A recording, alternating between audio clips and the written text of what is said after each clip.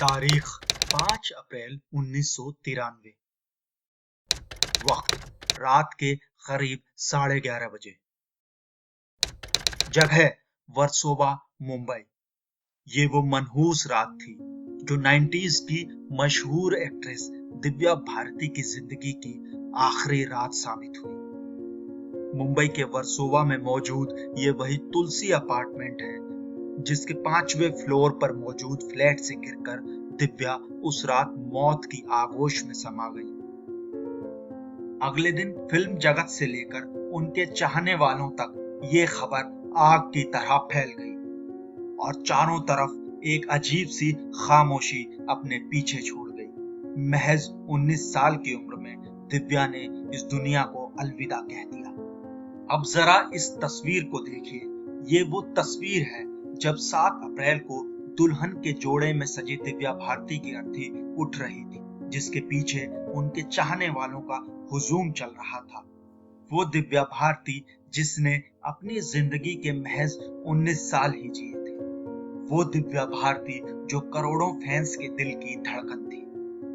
इस बात का किसी ने अंदाजा भी नहीं लगाया था कि फिल्मी पर्दे पर इतनी धूम धमाल मचाने वाली दिव्या भारती इतनी खामोशी से इस दुनिया को छोड़कर चली जाएगी और अपने पीछे छोड़ जाएगी एक रहस्यमयी मौत की अनसुलझी पहेली जो आज तक सुलझ नहीं पाई है और शायद ही आगे कभी सुलझ पाए। ऐसा इसलिए क्योंकि 1998 में पुलिस ने मेडिकल रिपोर्ट में दिव्या की मौत को हादसा बताकर उनकी फाइल बंद कर दी है। ये बात 90 के दशक की है।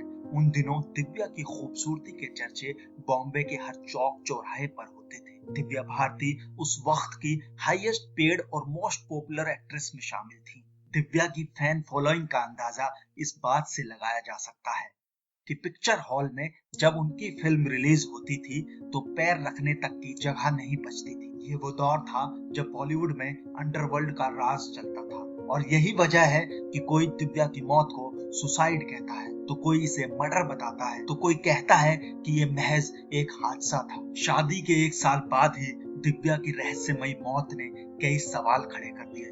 दिव्या ने साल 1992 में प्रोड्यूसर और डायरेक्टर साजिद नाडियाडवाला से शादी की थी।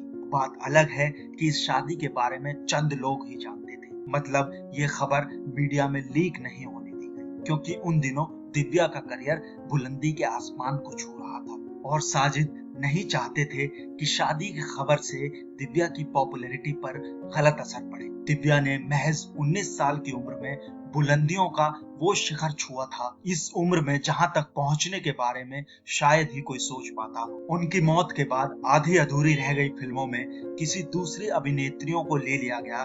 दिव्या ने बहुत कम उम्र में उस दौर के सभी बड़े कलाकारों के साथ काम कर लिया था और बहुत कम समय में ही इतनी पॉपुलर हो गई कि लाखों नौजवानों के दिल की धड़कन बन गई थी। दिव्या भारती की आखिरी फिल्म सन 1993 में रिलीज हुई जिसका नाम क्षत्रिय था।